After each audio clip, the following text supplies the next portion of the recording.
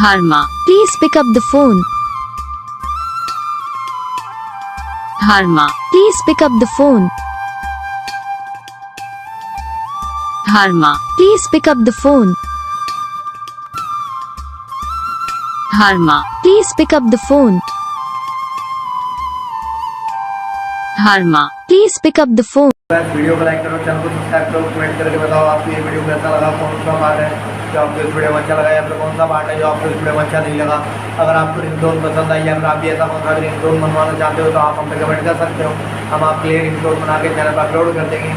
आप वहाँ से इसे जल्दी डाउनलोड भी कर सकते हो। डाउनलोड करने के बाद चैनल को सब्सक्राइब कर लेना। सब्सक्राइब करने के बाद बेल आइकन आता है, इसे ऑल को सेलेक्ट कर लेना, देखो उसका फायदा रहता है।